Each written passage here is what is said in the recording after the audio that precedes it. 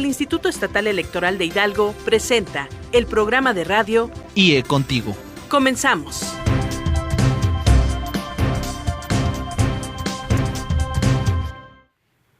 Muy buenas tardes, mi nombre es Ale Gutiérrez y les doy la más cordial bienvenida a este su programa de radio IE Contigo.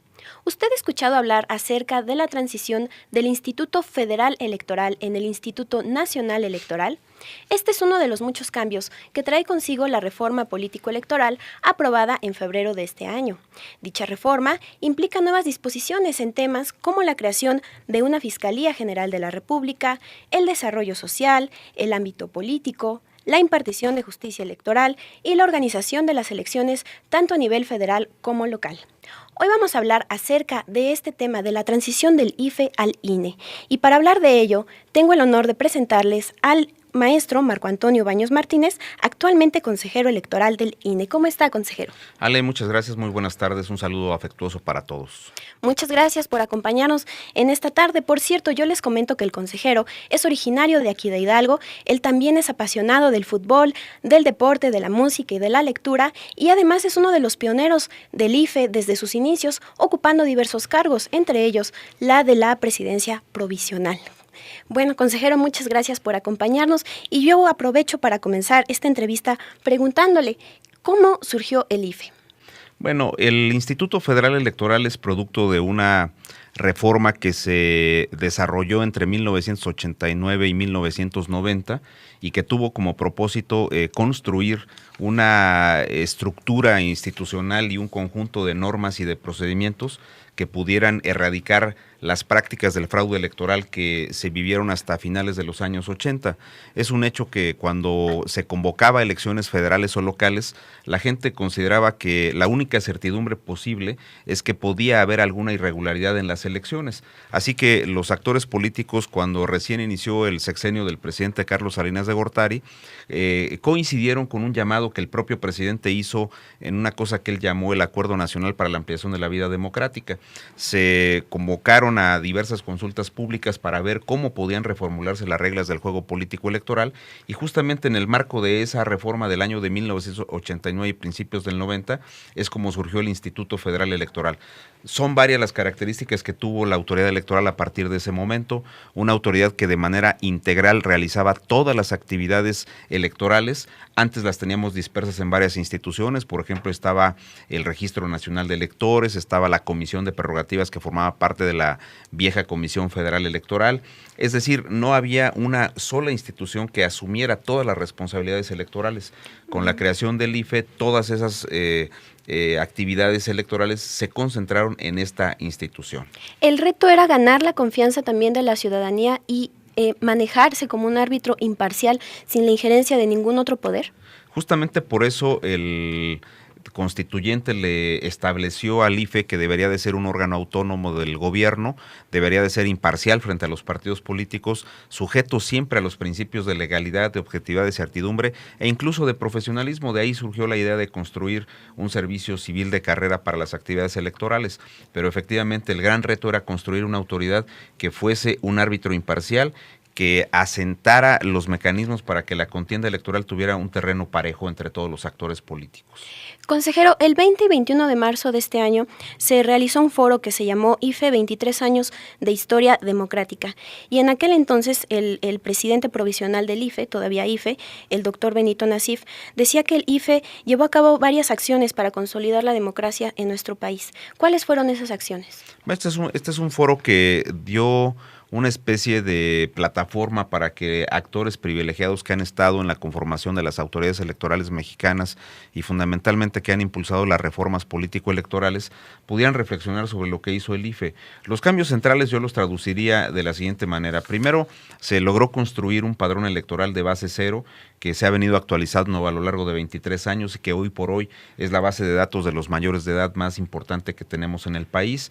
Se logró construir una administración del sistema de los partidos políticos mexicanos, que logra establecer la administración de las prerrogativas en radio y televisión, el otorgamiento del financiamiento público a los propios partidos políticos y que también permite tener un control específico sobre cómo gastan los partidos políticos este dinero que proviene del erario público.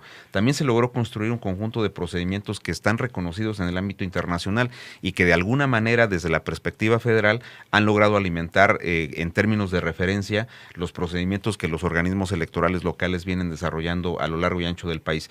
Quiero decir, Ale, una cosa que me parece importante. El IFE fue en sus procedimientos que fueron, digamos, las principales aportaciones que realizó, reconocido en el ámbito internacional. Ha habido incluso algunos países en los cuales el IFE organizó de manera completa elecciones. Estoy pensando en Irak, estoy pensando también en la asistencia técnica que después de la catástrofe que se vivió en Haití, el IFE pudo apoyar.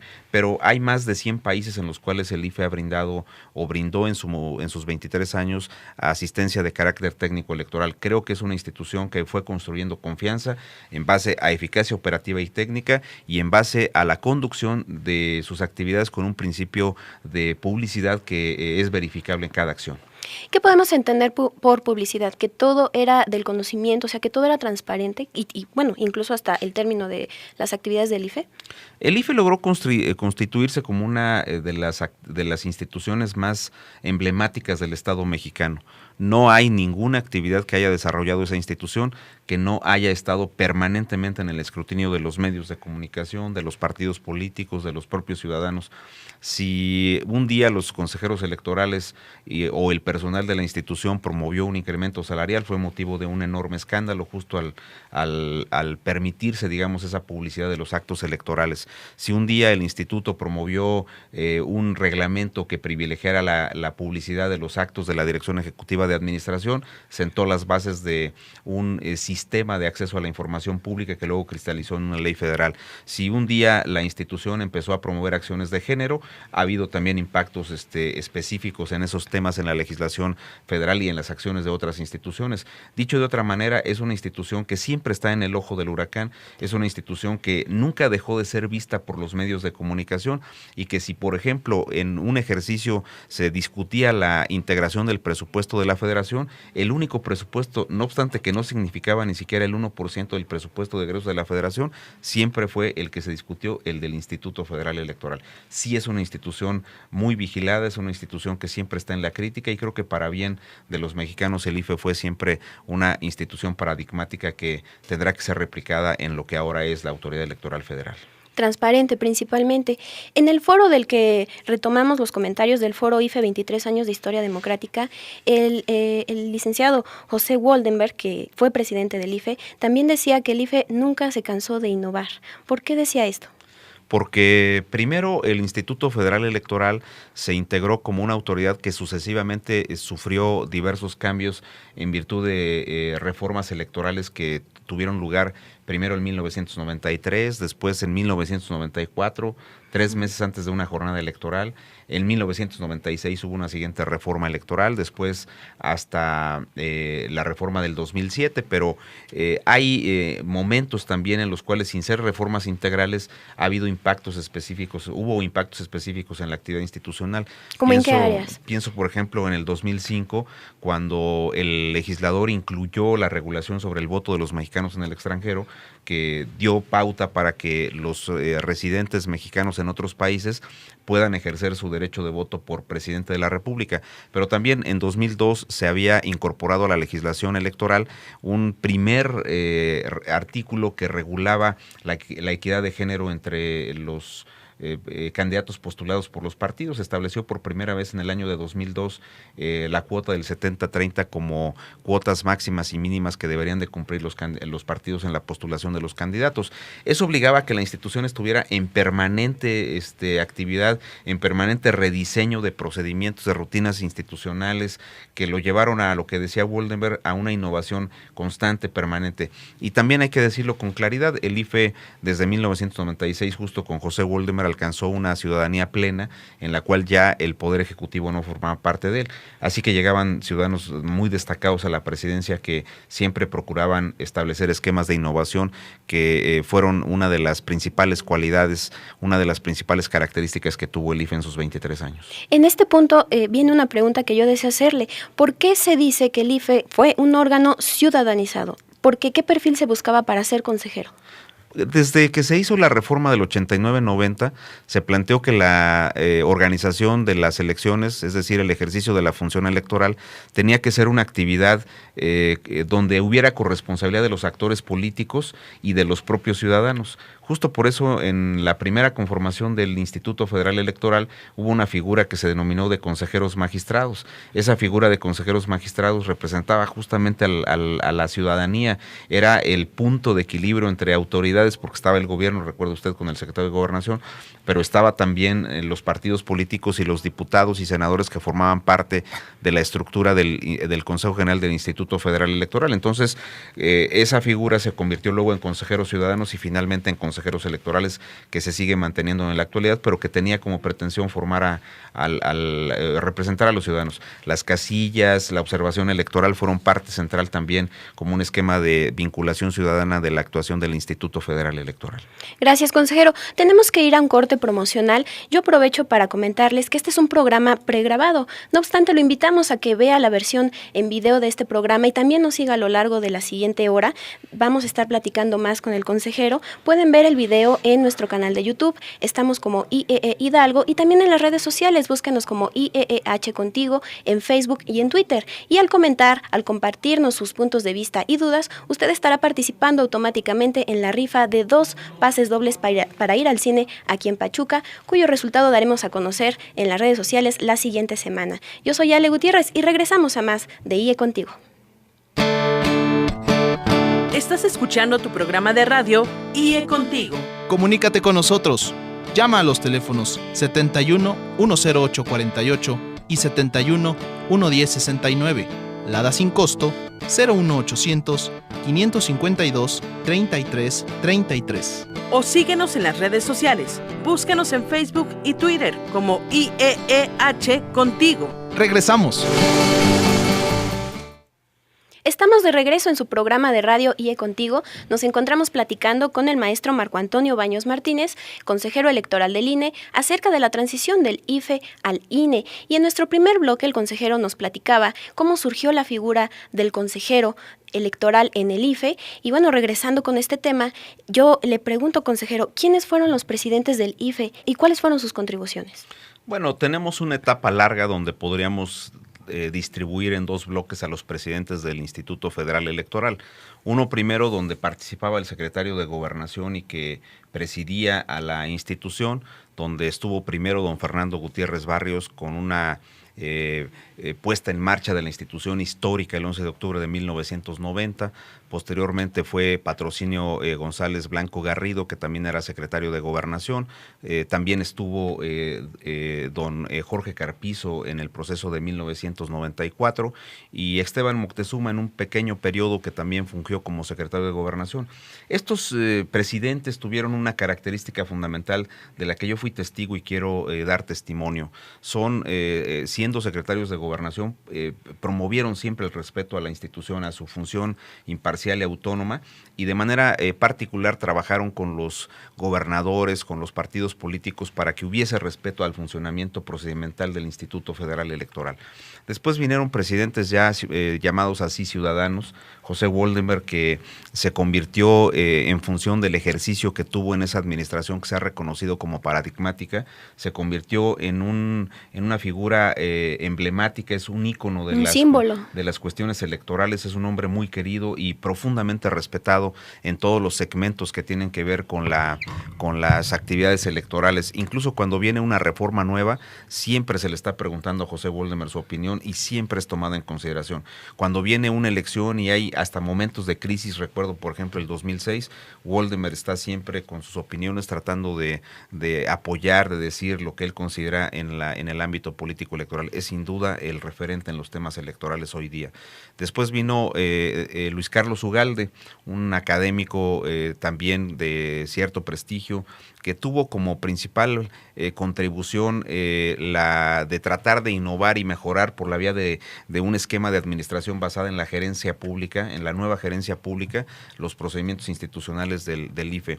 Lamentablemente en el caso de Luis Carlos se vivió una circunstancia compleja, a diferencia de Pepe Waldemar, que logró imantarle una enorme confianza a la autoridad electoral, pero Pepe tuvo la ventaja de que el proceso electoral del 2000 significó la alternancia política en el país, con resultados que no fueron cuestionados por el partido que por más de 70 años había conservado el poder y que al perder la presidencia de la República aceptó para bien de los mexicanos que no había sido favorecido en las urnas y que el resultado de la autoridad debía ser creíble. En el 2006, cuando el resultado se cierra de una manera impresionante entre el primero y el segundo lugar, entre Felipe Calderón y Andrés Manuel López Obrador, Luis Carlos Ugalde sufre la consecuencia del no reconocimiento de la derrota por parte del segundo lugar en la contienda presidencial. Y eso ¿Cómo lo afrontó? Eso llevó a la institución a una crisis, porque finalmente Luis Carlos afrontó con una enorme crítica social, una enorme crítica política, e incluso con la remoción del encargo que él tuvo como presidente. Hay que recordar que justamente se hizo la primera renovación de consejeros sin concluir el periodo con Luis Carlos Ugalde Ramírez, que creo que para bien de México paulatinamente ha ido remontando esa crisis de desconfianza que él fue, digamos, la principal víctima de lo que ocurrió en esa ocasión. Después diría yo que en el contexto de la renovación de los presidentes vino Leonardo Valdés, otro académico también de trayectoria.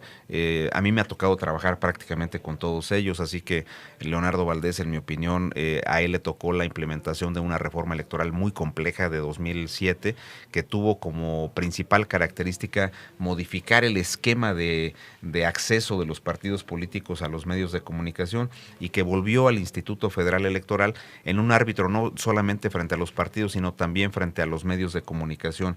Creo que Leonardo Valdés lo hizo con mucha pericia, con mucho cuidado, sobre todo al manejo de esta nueva responsabilidad, y me da la impresión que todos ellos le fueron en su momento introyectando al instituto la dosis de credibilidad que su prestigio personal también les permitió.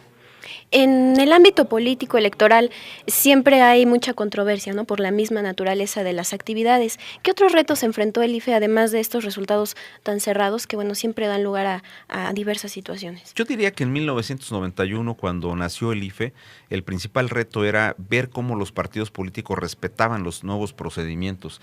El hecho de que ya un partido político no pudiera opinar sobre el lugar de ubicación de una mesa directiva de casilla ya era un gran logro. Usted es muy joven, pero en aquellos años los partidos políticos disputaban cada tramo de decisiones, porque evidentemente para ellos creían que instalar una casilla en cierto lugar o integrarla con cierto tipo de funcionarios podía significar algún esquema de ventaja en la contienda electoral. El IFE no podía darse esos lujos, y el IFE desde su nacimiento tenía que promover que el piso fuera parejo en la contienda electoral, así que fue un reto tremendo eso. Después, demostrar que la participación política ciudadana podía ir a las urnas no era tampoco un tema menor. No teníamos una tradición para votar, sin embargo el IFE logró en 1994, en la elección de Ernesto Zedillo, lograr el porcentaje de participación política ciudadana más alto, el 77.16% del total del padrón, que no hemos vuelto a replicar en una elección federal.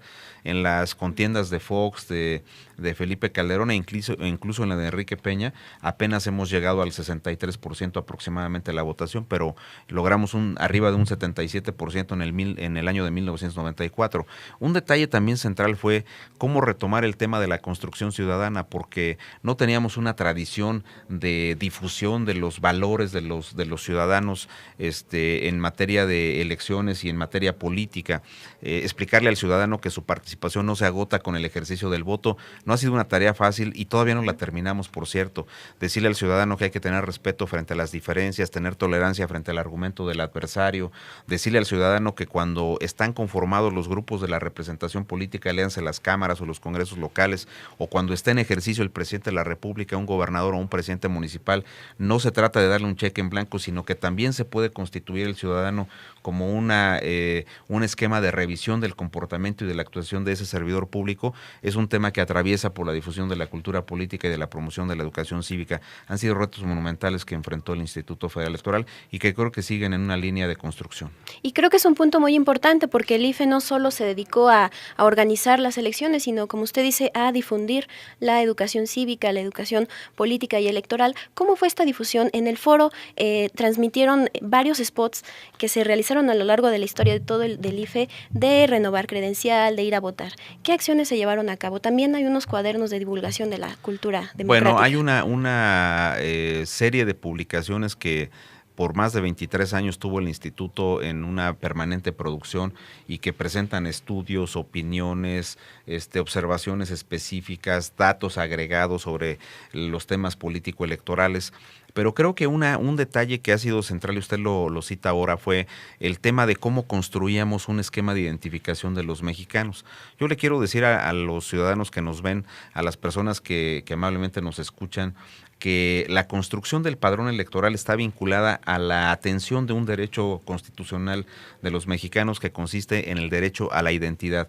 Y es un derecho que se implementa a través de la credencial para votar con fotografía. Nosotros, a diferencia de lo que ocurre en muchos países del mundo, no tenemos un documento nacional de identidad, no tenemos una cédula de identidad. Así que las veces del documento nacional de identidad las ha cumplido la credencial para votar. Desde 1992 esa credencial viene con una fotografía de la persona y es la misma fotografía que aparece en los listados nominales cuando vamos a ejercer el derecho de voto. Ha sido muy importante ese tema, pero es un tema que pende de un artículo transitorio de una reforma constitucional y yo creo que hay necesidad de que el Congreso en su momento perfeccione el marco normativo que establece la regulación de esta credencial para votar con fotografía.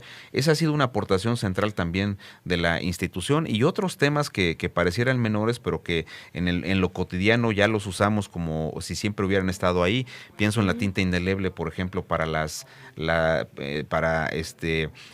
marcar el pulgar derecho del elector, o pienso en el esquema de observación electoral, que también ha sido una aportación importante del Instituto Federal Electoral al ámbito de las elecciones federales y, si me apuro un poco, hasta las locales. La credencial para votar, que es una identificación oficial, ¿surgió antes que el CURP? La CURP surgió primero, hasta donde yo recuerdo, porque ya desde más o menos adelantito de mediados de los años 80, varias instituciones empezaron a emitir la clave CURP, que es la clave de población. Pero aquí el detalle concreto es que la clave de población se podía obtener de varias maneras. Si usted como mamá tenía un niño recién nacido y lo llevaba a que lo registraran, en esos años ya se podía obtener la clave CURP. Pero si yo, como una persona adulta que ya trabajaba para una institución pública, ahí me podían extender una clave CURP. Pero si yo me movía de institución, era probable que pudiera tener 2 o 3 claves CURP. Eso generó un enorme conflicto porque cuando el Registro Nacional de Población empieza a integrar el Registro Nacional de claves por todos lados, había ¿no? claves por todos lados, y a finales, por ejemplo, todavía del año de 2009, el Registro Nacional de Población tenía 176 escenarios de depuración, es decir, podía haber hasta ese universo de claves que podía tener una persona o que podía generar esquemas repetidos de la clave. La credencial del elector desde 2007 tiene incorporada la clave, porque en la reforma electoral de ese año se ordenó que se incorporara la clave, así que el Registro Nacional de Población le entregó al IFE la base de claves CURP de los mayores de edad ya depuradas, que fueron entregadas al IFE para que se incorporaran a la credencial. Todavía en algunas credenciales, debo reconocer, puede darse el caso que exista una clave duplicada, que una persona pueda tener hasta 2 claves, porque el Registro Nacional de Población las ha venido depurando. Por eso, digamos una cosa, un patrimonio esencial hoy de los mexicanos en su derecho a la identidad son sin duda las credenciales para votar con fotografía trabajadas por el Instituto Federal Electoral.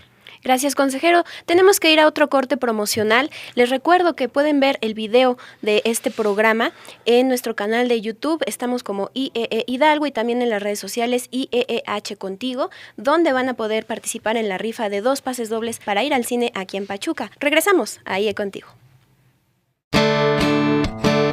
Estás escuchando tu programa de radio IE Contigo. Comunícate con nosotros. Llama a los teléfonos 71 108 48 y 71 110 69. Lada sin costo 01800 552 33 33. O síguenos en las redes sociales. Búscanos en Facebook y Twitter como IEEH Contigo. Regresamos. Estamos de regreso en su programa de radio IE Contigo, platicando con el maestro Marco Antonio Baños Martínez, consejero electoral del INE, acerca de la transición del IFE al INE. Y bueno, ya platicamos acerca de cómo se originó el IFE, de sus presidentes, de los retos que tuvo y también de las contribuciones que fueron muchas a la vida democrática de nuestro país. Vamos a escuchar un sondeo en el que las personas nos comentan cuál es su opinión acerca de la creación de este nuevo Instituto Nacional Electoral y regresamos para comentarlo y también hablar del legado que dejó el Instituto Federal Electoral.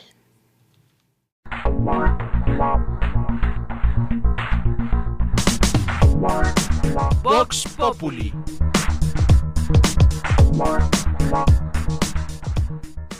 ¿Qué opinión tiene acerca de la creación del nuevo Instituto Nacional Electoral? Bueno, yo digo que está bien, porque ahora sí que se van a poder guardar un poco más nuestros datos personales, ¿no? Sobre todo eso que es lo más importante para uno, como una seguridad. Pues que ojalá y ese instituto venga a crear nuevas cosas más bonitas para toda la ciudadanía y que haya menos tardanza en sacar sus credenciales. Pero sí me parece mucho gasto de dinero injustificado, ya tenemos uno, ¿no? Que es el IFE. Que se va a cambiar, ¿no?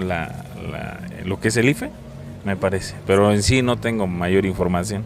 Bueno, pues la verdad yo no estaba informada de este cambio, pero creo que si es para mejorar el sistema electoral, creo que estaría bien. Pues que va a desaparecer se puede decir una red de corrupción, porque pues pues sí es algo corrupto el IFE, se me hace, bueno, así a mí. Yo pensé la primera que nomás iban a cambiar las siglas y no he escuchado bien si va a seguir la misma cosa o no sé. Pues ahorita estoy pensando que podría ser un buen cambio el que ahorita va a tener. Creo que todos esos movimientos que se van a generar dentro del mismo instituto, pues esperemos que sea para beneficio de nosotros como ciudadanos. Me parece que pues es una nueva institución que se va a renovar, pero en realidad desconozco a grandes rasgos de qué vaya a tratarse realmente, ¿no? Si vaya a continuar con las mismas con los mismos pasos que seguía haciendo el Instituto Federal Electoral. Bueno, mi opinión es de que gastar dinero inútilmente, ya que todas las innovaciones que van a aplicarse en el INE se pueden modificar en el instituto, simple y sencillamente. No sé, a capricho de quién lo hayan formado o quién. Sí, bueno, con ese cambio que van a hacer se considera nuevamente los mismos como funciones que tiene ahora el IFE, o cambian algunas funciones, no sé si igual nada más es por cambio de nombre o también conlleva otras acciones y responsabilidades igual hacia los ciudadanos. Pues yo creo que es algo que va a traer pues mejoras, ¿no? Esta cuestión, yo creo que lo que necesitaba realmente el IFE, bueno, es una reestructuración total y creo que con esto lo vamos a poder lograr, ¿no? Pues se me hace una buena reforma y que ahora pues ya va a llevar, en lugar del IFE, lo va a llevar el Instituto Nacional. Pues creo que todo sea para mejorar y que sean empatar elecciones, supongo que es con también esa finalidad. Simplemente creo que está correcto. Puede ser pues parte de lo mismo. A lo mejor de entrada nada más cambia el nombre. Digo, en el fondo lo que se sabe pues es que se van a generar muchos gastos por la creación de este nuevo instituto.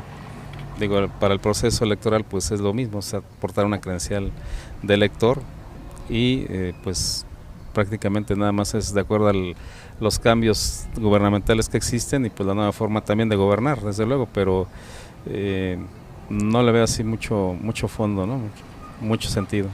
Definitivamente se necesitaba la creación de un nuevo instituto nacional para proteger mejor la opinión de las personas. Pienso que la creación de este nuevo instituto para ver si se están llevando a cabo los procedimientos necesarios para que todo se lleve a cabo con transparencia. Bueno, pues yo creo que como joven, parte de la sociedad ahorita es como bastante complicado, ¿no? Dar una opinión bastante exacta porque pues hemos vivido ahorita una serie de reformas bastante precipitadas, pero creo que las propuestas que trae esto es más que nada como para ir como que solventando problemas, ¿no?, que se tenían. Entonces considero que pues no solamente se quede como que en la propuesta, ¿no?, sino que realmente se empiecen a llevar a cabo, o que las decisiones que se tomen se empiecen a poner en marcha para que realmente arroje los resultados que se esperan.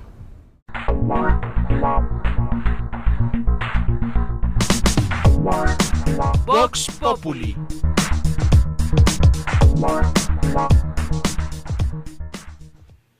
Este fue nuestro sondeo. Muchas gracias a quienes participaron en él. Se realizó en la ciudad de Pachuca. Consejero Baños, ¿qué le parece el sondeo?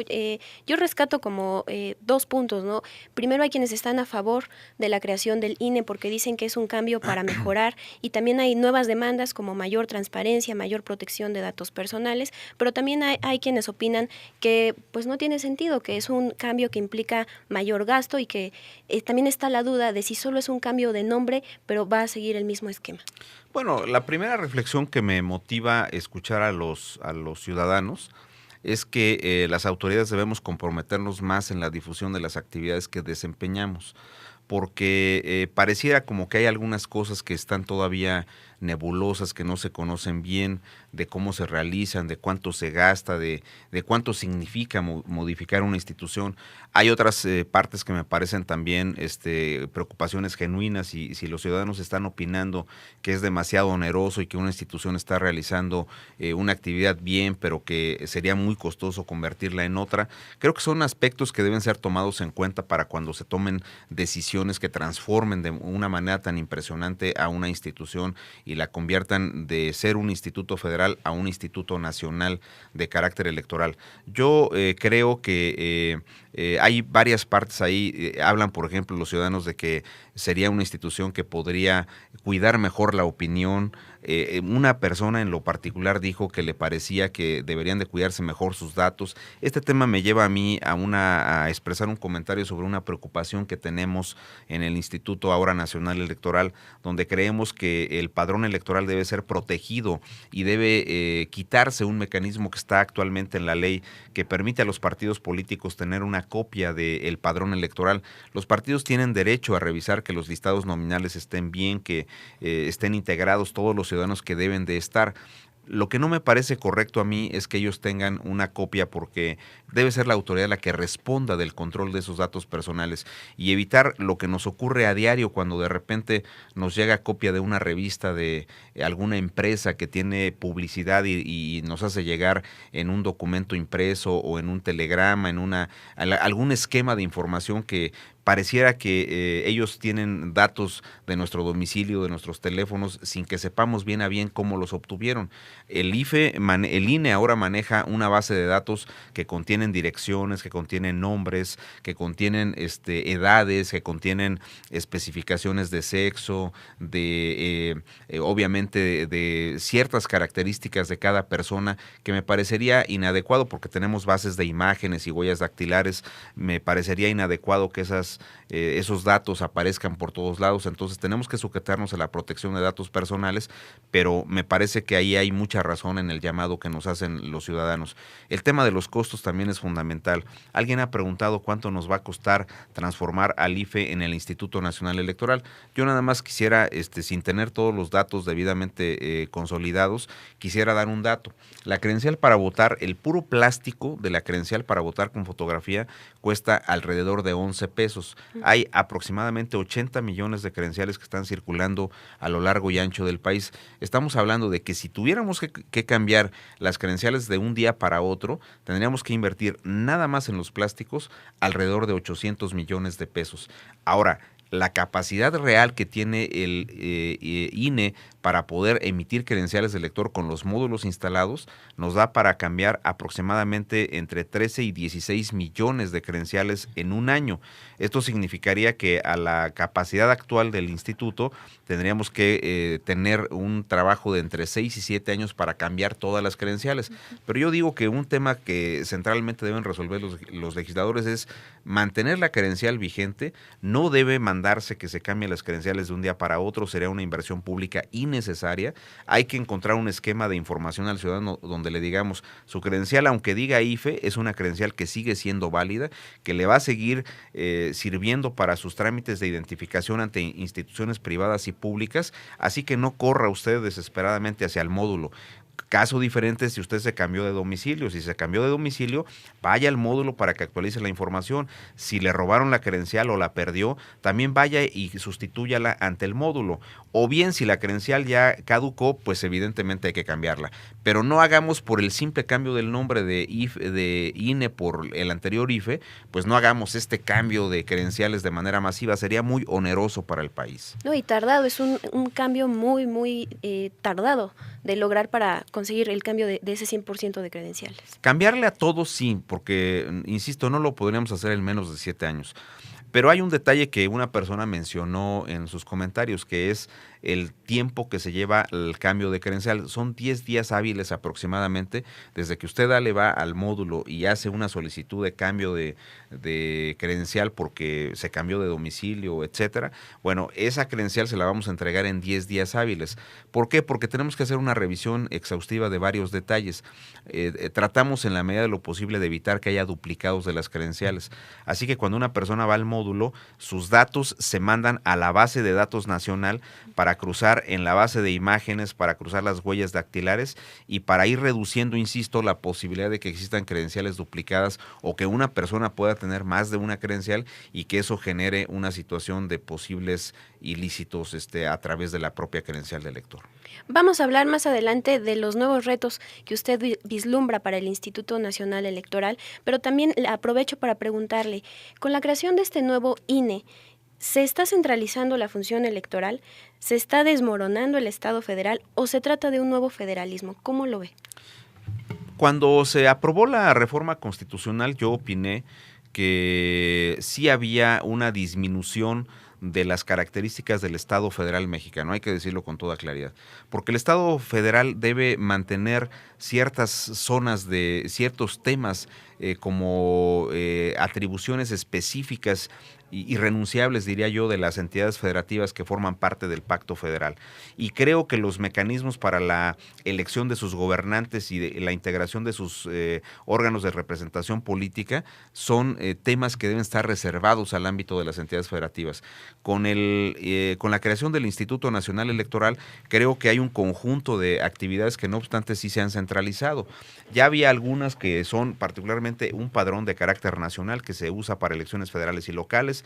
Está la administración de los tiempos en la radio y la televisión, que es también materia federal y que servía para administrar la forma en que los partidos tenían mensajes en el ámbito de elecciones federales y de las locales.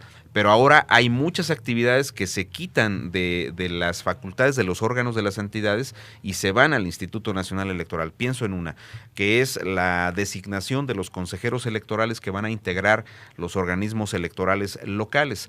Ese tema debe llevar a una profunda reflexión al Instituto Nacional Electoral y entender que dentro de cada entidad federativa hay personas que han hecho un trabajo espléndido también como funcionarios de carrera, que se han significado por su imparcialidad, por su apego a la legalidad y que son sin duda los primeros que tienen que ser revisados para la integración de este nuevo esquema de designación de consejeros de los órganos electorales locales.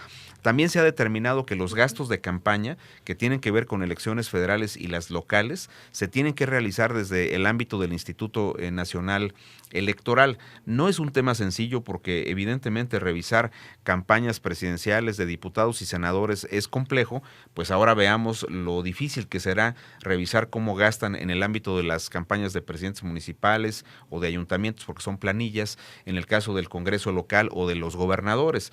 Va a ser un tema muy complicado, pero creo que fundamentalmente un último reducto que tiene el respeto irrestricto al federalismo mexicano estará en cómo el Instituto Nacional Electoral ejerce la facultad de atracción, porque ahora la Constitución dice que esta autoridad debe ejercer la facultad de atracción. Y yo ahí quiero ser claro, no quiere decir que los consejeros electorales nada más un día amanecieron inspirados y poéticos. Hoy queremos organizar y las hoy elecciones me voy locales, a Hidalgo, ¿no? porque yo soy pachuqueño y entonces quiero organizar las elecciones locales del estado de Hidalgo. Eso no se puede así. Se tiene que ver primero en la legislación secundaria, todavía no aprobada, vamos a ver qué nos aprueban, cuáles son los supuestos para el ejercicio de la facultad de atracción, cuáles son los procedimientos que van a fijar para que se ejerza la facultad de atracción y cuál es el plazo en el cual se puede aprobar la facultad de atracción. El hecho de que la Constitución diga ahora que por aprobación de 8 consejeros del INE se puede ejercer la facultad de atracción, no quiere decir que por ocurrencia de 8 consejeros, y lo digo con claridad porque yo soy consejero, no quiere decir que por ocurrencia de 8 consejeros atraemos la elección local. Y también es medio falso, lo quiero decir así, porque he escuchado algunas versiones por ahí, que los órganos electorales perdieron su autonomía. Hay que ver en el artículo 116, nueva redacción de la Constitución, cómo se dice que los órganos electorales locales son autónomos en su funcionamiento. Tenemos que ver qué significa eso, pero a mi modo de ver, la autonomía no se perdió de manera total de estos órganos que la propia Constitución los refiere como autónomos en su funcionamiento. No se ha perdido entonces. Consejero, muchas gracias por su respuesta. Vamos a platicar más a fondo de estas nuevas atribuciones que va a tener el INE y cómo van a repercutir también en las funciones de los institutos locales después de un corte promocional. Volvemos a IE Contigo. Estás escuchando tu programa de radio IE Contigo. Comunícate con nosotros. Llama a los teléfonos 71 108 48 y 71 110 69. Lada sin costo 01800 552 33 33. O síguenos en las redes sociales. Búscanos en Facebook y Twitter como IEEH Contigo. Regresamos.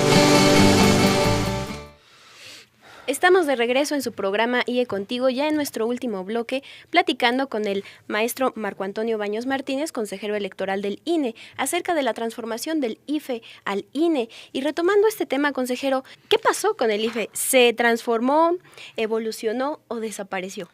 Nosotros hemos empezado a usar un discurso, digamos, poético, donde decimos el IFE se evoluciona, se transforma. Se ha tomado, siendo prácticos en la reforma constitucional, la base del Instituto Federal Electoral para crear la nueva institución a la que en rigor se le han sumado otras atribuciones para que ésta tenga muchas más de las que tenía anteriormente. Es una institución creada sobre la base de una institución que venía funcionando, que tenía procedimientos acreditados y que tenía un cúmulo de actividades que ya estaban ampliamente normadas, a las cuales, sin más, se le han sumado otras. Digamos que mejoró o se renovó, por decirlo así. Se amplió el campo de atribuciones de esta institución, yo lo diría de esa manera, y será una institución que va a crecer proporcionalmente al alcance de la reforma constitucional. ¿Qué sucede con la entrega administrativa y jurídica del Estado que guardan los recursos materiales, humanos, los financieros, los proyectos? ¿Cómo fue esta entrega que hizo el IFE al INE de todo lo que quedó ahora en manos del INE? Bueno, lo que se hace cuando hay una entrega de esta magnitud, el IFE tenía una plantilla de 16,700 personas a nivel nacional. Manejaba un presupuesto de más de 11,000 millones anuales y tiene un parque vehicular impresionante, tiene más de 700 edificios entre propios y arrendados, así que no es una entrega-recepción fácil. Hicimos lo que dice el librito, nos fuimos a ver al contralor de la institución para que nos indicara el procedimiento a seguir, así que ahora estamos en la conversión de otras cosas, por ejemplo, dar de alta un nuevo registro federal de contribuyentes, firmar poderes nuevos para que los delegados de la institución puedan actuar en las partes que tengan competencia para ello y que tengan que expedir certificaciones y cosas, así que ha sido una entrega-recepción tersa, acompañada fundamentalmente por la Contraloría de la institución. ¿Cómo quedó integrado ahora el INE? ¿Cuáles son sus nuevos consejeros? Bueno, el presidente es Lorenzo Córdoba, un académico de prestigio, un hombre también de amplios conocimientos en los temas electorales. Está también Ciro Murayama, que es investigador de la Facultad de Economía, también apegado a temas electorales en varios momentos. Fue designado José Roberto Ruiz, que es un joven que tenía experiencia en el ámbito del Tribunal Electoral.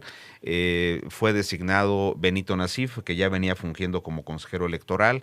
Está Pamela Salmatín Ríos y Valles, que es una mujer vinculada al IFE en niveles de asesoría, pero también con amplios conocimientos en materia de derechos humanos, que estará como consejera. Fue designado también Enrique Andrade, un joven que se acercó al Instituto Federal Electoral y que venía trabajando también dentro de la institución, también con amplios conocimientos en los temas electorales. Está un servidor que también fui designado en este bloque de 6 años. Está Beatriz Galindo, que es una ex magistrada de la Sala Regional del Tribunal en Monterrey.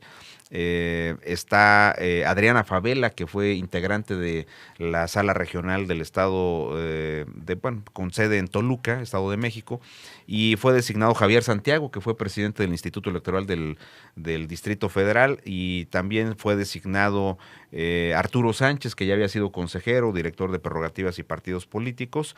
En general, digamos que, no sé si se me está olvidando alguno, pero me parece que son el grupo de los consejeros electorales que estamos designados para afrontar esta responsabilidad. Somos 11, coordinados, presididos por Lorenzo Córdoba como integrante de la mesa.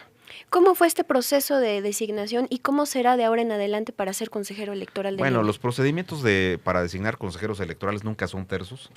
Este fue más o menos rápido, a pesar de que traíamos 2 precedentes donde la Cámara no se había podido poner de acuerdo, pero este fue relativamente terso, tuvo más de 400 votos en la Cámara para constituir la mayoría calificada.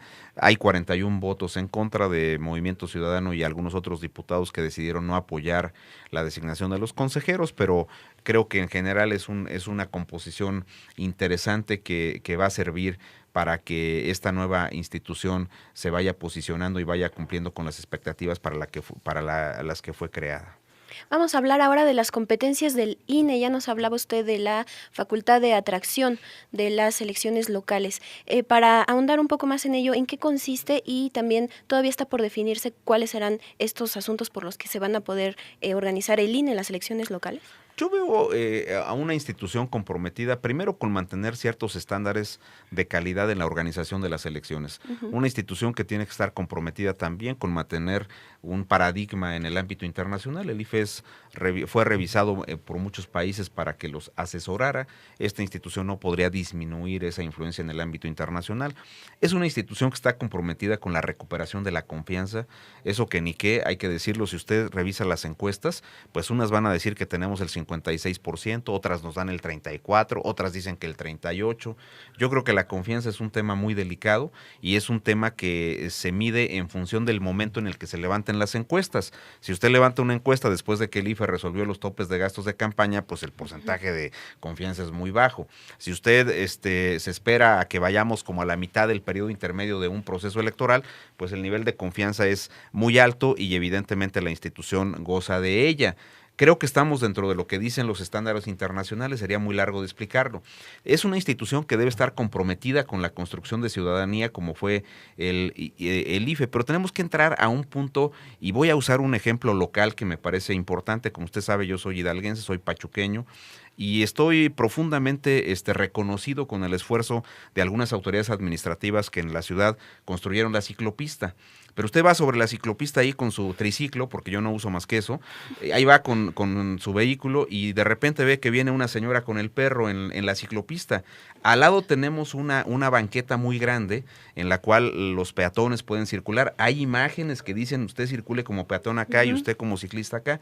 Creo que el carácter ciudadano no atraviesa nada más porque agarremos la credencial y nos vayamos a la urna a ejercer el derecho de voto, sino nuestro carácter ciudadano tiene muchas dimensiones concernidas con el respeto hacia los demás. Así que ese y muchos otros temas serían motivo de trabajo desde el Instituto Nacional en coordinación con los órganos electorales de carácter local. También creo que es una institución que ahora con sus nuevas facultades, por ejemplo, para definir los programas de resultados electorales preliminares, los PREPs tendrá que tener mucho cuidado de que estos sean eficaces, que estén a tiempo, que no generen dudas de comunicación social que vayan a llevarnos a una crisis de dimensiones nacionales. No me gustaría tampoco que un problema regional que tengamos, por ejemplo, en una elección de Huejutla o en una elección de Juchitán o una elección en algún municipio complicado de Sinaloa pueda convertirse en un problema de carácter nacional. Esta institución, al contrario, debe generar tranquilidad y debe estar concernida con el hecho de que debe haber creencia de que la autoridad es creíble y de que es una autoridad que puede organizar en buenas condiciones para todos las elecciones federales y apoyar las locales cuando no ejerza la facultad de atracción. ¿Qué va a pasar con el Servicio Profesional Electoral Nacional? Si nos pudiera comentar en estos 3 minutos que nos quedan. El Servicio Profesional Electoral Nacional es una garantía de operación de la institución. Tiene que ser un servicio donde quede bien claro quiénes entran y quiénes no en el ámbito de los institutos locales, y tiene que ser un servicio que, desde mi punto de vista, ofrezca, como ocurrió en el IFE, la mejor garantía de la eficacia de la institución en la organización electoral. También en cuanto a el tiempo que se va a asignar a el INE en radio y televisión a los partidos, ¿qué va a pasar?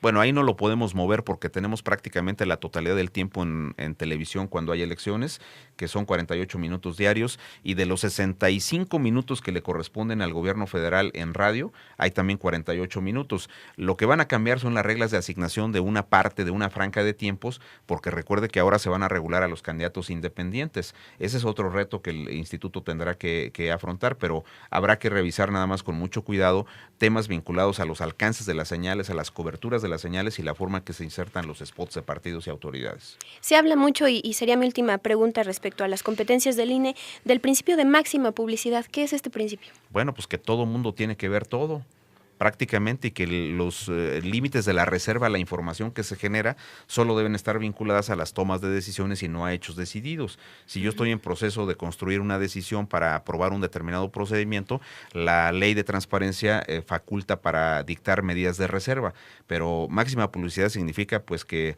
el INE debe ser algo así como una cajita de cristal que todo el mundo la mire y que pueda saber cómo trabaja, cómo ejerce el recurso público y cómo va tomando las decisiones y qué resultados hay con ellas.